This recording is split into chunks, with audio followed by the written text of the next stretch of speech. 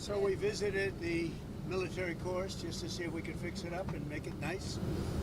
The budgetary situation takes some years to get something approved, so we're going to take a look at that. It's 2 courses, very nice, but they need a lot of work, and if we can fix them up, they're for the military. If we can fix them up, we're going to do that. Mr. President, did you speak with Bukele directly to facilitate the return of Abrego Garcia? I don't want to say that, but he's returned. Did you have any conversations with him? He should have never had to be returned. I mean, you take a look at what's happened with him. You take a look at what they found in the grand jury and everywhere else. I thought Pam Bondi did a great job today. Was this your call to bring him back to the United States? I don't want to say that. Mr. President, you posted yesterday. By the way, either way, it's a disaster. He's a whole disaster. Look at him with his antics. Not good. And for the Democrats to have backed him, this was not the man from Maryland, this wonderful father from Maryland. This is a pretty bad guy. Mr. President, you posted yesterday that a good way to save money would be to cancel some of Musk's contracts.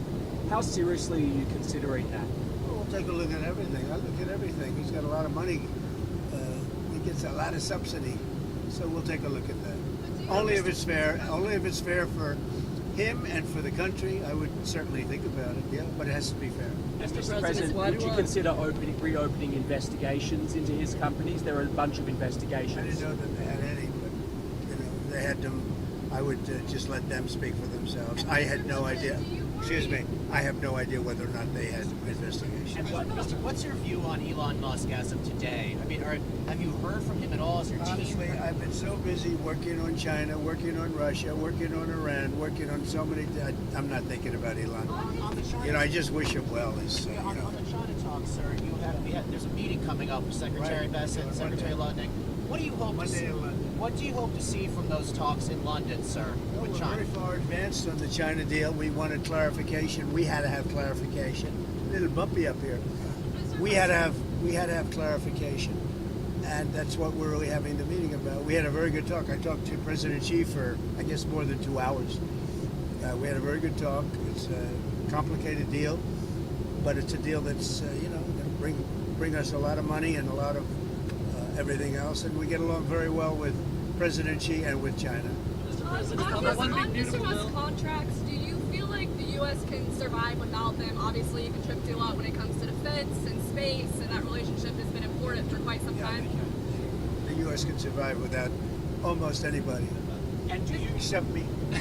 Did you have any concerns about his drug use when he was working for you? I don't want to comment on his drug use. I don't know what his status is. I read an article in the New York Times. I thought it sounded very unfair to me. You said earlier today that Mr. Musk had a problem. What did you mean by that? And did you misjudge him by bringing? I don't want to talk about problems. I think that I think the United States had problems, and if you look at the numbers today, the numbers were unbelievable. The numbers were incredible. The numbers that came up today, the stock market went way up. The country's doing really well. Almost, I think, in a very short period of time, you're going to be saying doing better than it's ever done before. We have hundreds of plants coming in, a lot of jobs are being created. That's what happened this morning. You saw the jobs. And the nice part, they're not government jobs. They're jobs of people coming in and doing other things, including the leisure, hotel and leisures. Good stuff. A lot of good things are happening with our country. We're taking in billions of dollars of tariff money. The money is pouring in. And it hasn't even started yet, really, relatively. We're going to have a very successful country very soon, and the stock market is seeing that. We have, and I've been saying it, we have the hottest country anywhere in the world, the hottest country. And if you think about it, 6 months ago, we had the coldest country. We had a country that was a disaster. And we've done it very quickly. Okay, go ahead. Mr. President, on the One Big Beautiful Bill, so your critics, often your critics... I don't have too many critics, because, honestly, I don't know of anybody that's going to vote against it. Maybe Rand Paul or somebody, but, they always vote against it. But I actually think that over the last 24 hours, it's even solidified. We have tremendous support So just the critics that want to talk about the bill, they often fail to mention that your tariffs are actually offsetting a lot, the debt in itself. Yeah. I believe the CBO said 2.8 trillion over the next 10 years. So what do you have to say Well, to we that? got tremendous reviews, and CBO, who never gives good, basically it's a Democrat group, and we're getting tremendous reviews on the bill.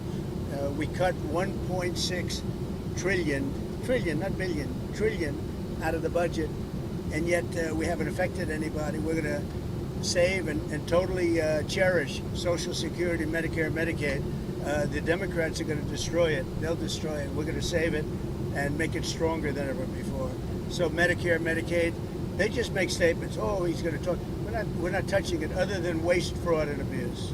That was my Mr. next President, question. on Russia, Ukraine, did the Ukraine drone strikes against the bombers inside Russia, the airfields, did that change your view at all of what Zelensky, the cards he has? Well, what he's capable of? they gave Putin a reason to go in and bomb the hell out of him last night. That's the thing I didn't like about it. When I saw it, I said, here we go. Now it's going to be a strike. I did something that people don't talk about, and I don't talk about very much, but we solved a big problem, a nuclear problem, potentially, with India and with Pakistan.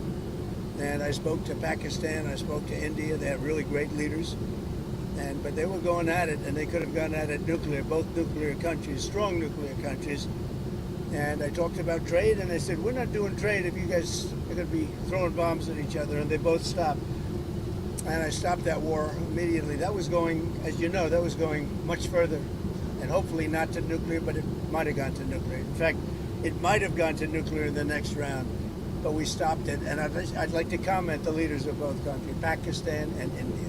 Are you worried that there might be a nuclear breakout with Russia, Ukraine? Are you worried that could... I hope not. I hope not. I think it's a war that would have never happened. If I were president, that wouldn't have happened. I certainly hope not. Mr. President, Senator Hawley said he had spoken with you about potentially removing cuts that were in the House passed bill to Medicaid that would hurt Trump voters in rural areas. What are your thoughts about Well, that? we did speak about that. We're really talking about waste, fraud, and abuse. And Senator Hawley's a great senator. He's a good guy. And I did speak to him, and we want to make sure that doesn't hurt anybody, because it is about waste, fraud, and abuse. That's the only thing. And everybody wants that. On Russia, Ukraine, where are you at today with the Senate sanction bills? There's been some reporting that the White House is, Well, I know trying the to get the bill. I watered studied down. the bill. We're going to see. I mean, if I think if I think Russia will not be making a deal or stopping the bloodshed, 5 and 6 even. I've been saying 5 and 6, and now it's more. 1,000 a week, soldiers being killed, and people being killed. Not just soldiers, people being killed, but largely soldiers being killed. Yeah, I'd use it if it's necessary. But are you trying And to they've really given me that option. Are you trying to get the Senate to water it down, though, from its current version? I haven't spoken about it. They have a bill. It's going to be up to me.